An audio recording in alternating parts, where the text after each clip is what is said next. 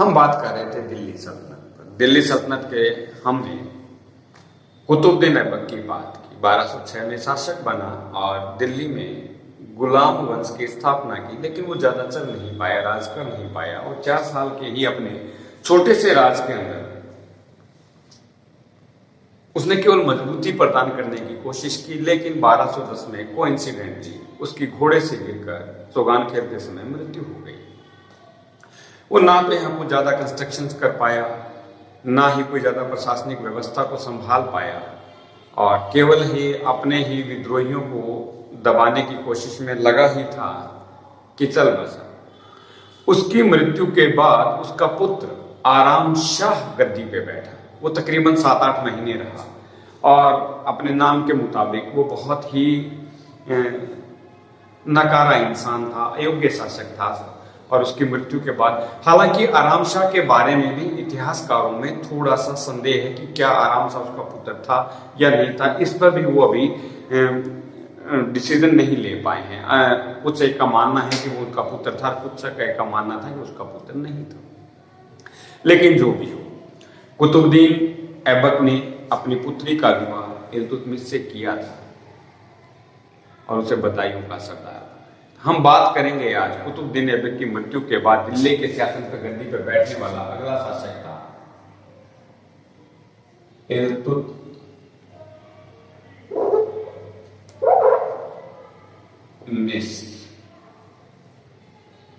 ये 1211 ईस्वी में गद्दी पे बैठा और 1236 ईस्वी तक दिल्ली की गद्दी पे रहा। एक मध्यकालीन भारत के अंदर इतिहासकार हुए जिनका नाम है मिन्हास-उस-सिराज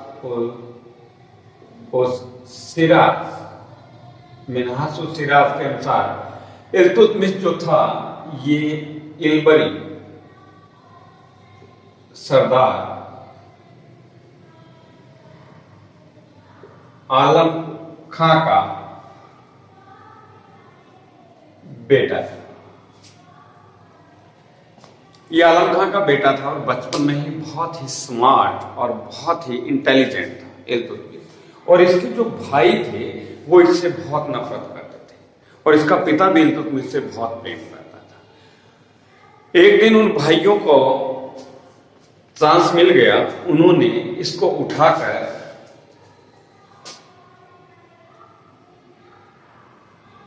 बचपन में इसके भाइयों ने इसे एक घोड़े के व्यापारी को बेच दिया।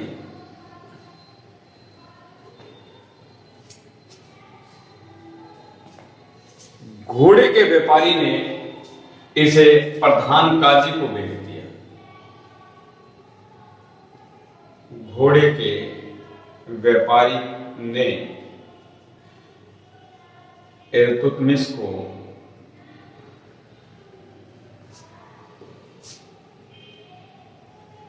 प्रधान काजी को बेच दिया।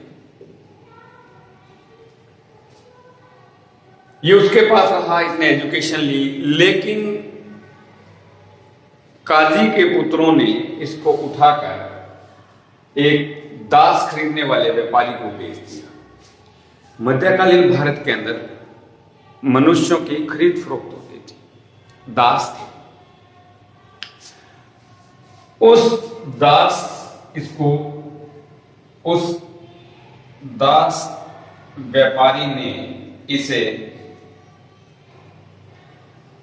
गजनी के बाजार में बेचने गया तो एक समस्या पैदा हो गई। इस पर उस वक्त के शासक गौरी की नजर पड़ गई। गौरी इसको खरीदना चाहता था, लेकिन रुपयों को लेकर कोई आपस में अनबन हो गई और मोहम्मद गौरी ने एक ऐसा ऑर्डिनेंस पास कर दिया कि स्पेशली ये आदमी यानी कि इल्तुतमिश आज के बाद गजनी के व्यापार में नहीं बिके। लेकिन कुछ समय बाद कुतुबुद्दीन ऐबक का मोहम्मद गोरी का सबसे बड़ी बात है कि कृपा पात्र जो था ऐबक,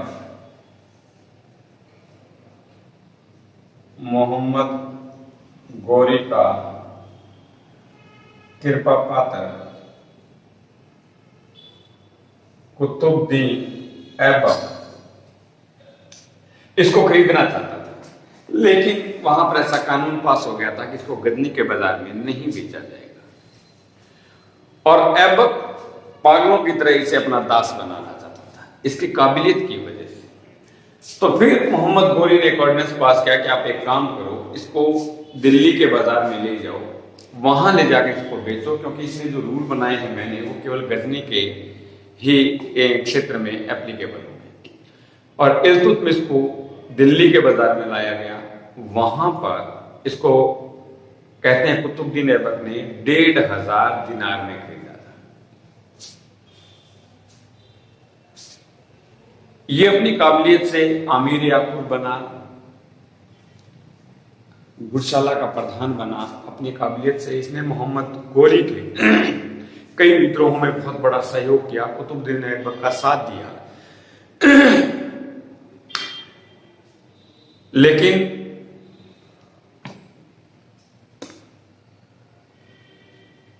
कुतुबुद्दीन ऐबक ने अपनी पुत्री का विवाह इल्तुतमिश के साथ करके इसे अपना दामाद बना लिया।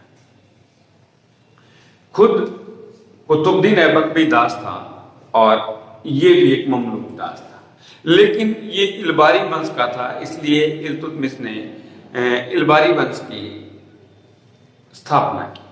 उसने ममलूक वंश की स्थापना की, इसने इलबारी वंश की स्थापना की।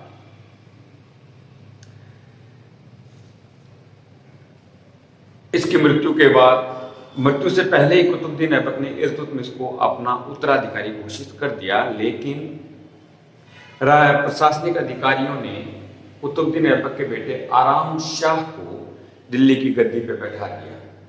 उस वक्त इल्तुतमिश बदायूं का सरदार था। इसने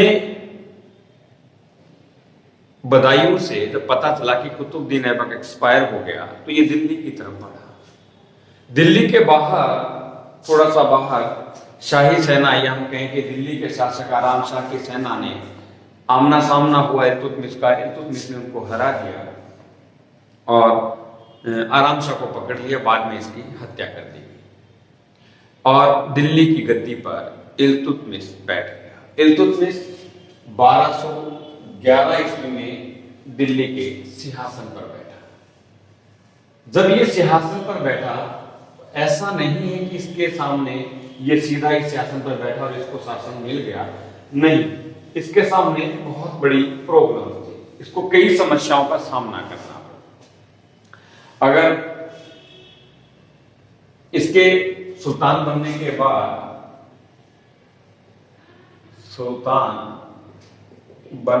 बाद,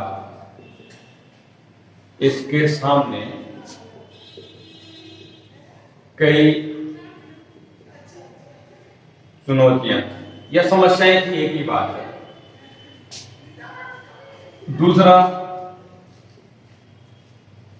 इसकी स्थिति अत्यंत ही नर्म। जब ये शासक बनकर दिल्ली की गद्दी पे बैठा, तो इसके 3 प्रमुख प्रतिद्वंदी थे, और ये 3 कौन थे? नंबर 1, गजनी में यलदौज, जो मोहम्मद गोरी का ही एक दास था, उसका कृपा पात्र था। दूसरा, सिंध में उबाज, और तीसरा बंगाल में स्थान है लखनऊ, वहां का शासक अली मर्दा।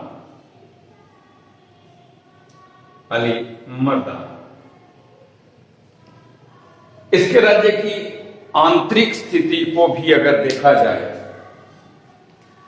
इसके राज्य की अगर आंतरिक स्थिति को भी देखा जाए तो वो भी कोई ज्यादा अच्छी नहीं थी, संतोषजनक नहीं थी, बहुत असंतोष था इसके राज्य की आंतरिक स्थिति में। और तुर्कों का एक अमीर वर्ग भी इसके खिलाफ था, क्योंकि उन्होंने आराम शाह को बैठाया था और इसने हरा के उसकी हत्या करके दिल्ली की गद्दी पे बैठा था, वो भी इसके खिलाफ था। प्रशासनिक व्यवस्था तो पूरी तरह चरमरा गई थी, प्रशासनिक व्यवस्था में कुछ नहीं था, एवरीथिंग इज फिनिश।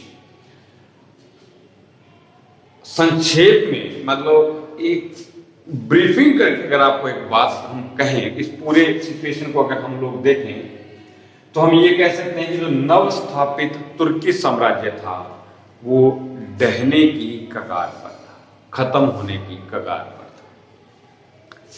और इस गिरते हुए ढहते हुए नव स्थापित तुर्की साम्राज्य को संभालने के लिए एक बहुत मजबूत शासक की जरूरत थी, जिसके पास एक बहुत दृढ़ निश्चय हो। केवल वही आदमी इस शासन को दोबारा संभाल सकता था, और इस काम को इल्तुतमिश ने बड़ी ही कर्तव्य निष्ठा के साथ पूरा किया, बड़ी ईमानदारी से निभाया। इसीलिए इतिहासकार ऐसा मानते हैं कि दिल्ली सल्तनत का अगर कोई वास्तविक संस्थापक माना जाता है तो वो इल्तुतमिश को ही माना जाता है। इसने इसके जो राज्य था, इसने 1211 से 1236 ईस्वी तक जो शासन किया, इतिहासकारों ने इसकी समस्याओं को और इसके कार्य को 3 पार्टों में डिवाइडेड किया, जिसके अंदर नंबर 1 अगर माना जाता है वो 1211 से 1220 ईस्वी तक का समय है। इसमें इल्तुतमिश ने अपने विरोधियों की शक्ति को समाप्त कर अपनी स्थिति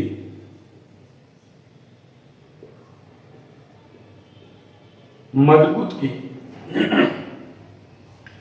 दूसरा जो कार्य इसने किया वो किया 1221 से 1227 ईस्वी के बीच। इस समय के दौरान इसने दूसरा कार्य मंगोल आक्रमणकारियों राज्य की सुरक्षा, ये काम किया। तीसरा जो इसने महत्वपूर्ण काम किया वो अगर इसका टाइम माना जाता है 1228 ईस्वी से 1236 ईस्वी तक। इस टाइम के दौरान इसने अपनी शक्ति का विस्तार किया और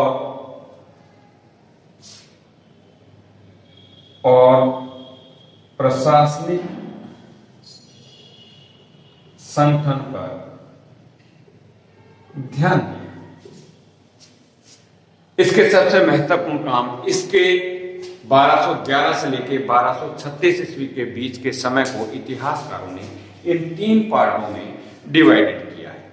अब हम बात करेंगे इन तीनों ही 1211 से लेकर 1236 के बीच में जो इनकी समस्याएं आई, उसको इन्होंने किस ढंग से उसका सॉल्यूशन किया, किस ढंग से इन समस्याओं को दूर किया। अब हम इस पर बात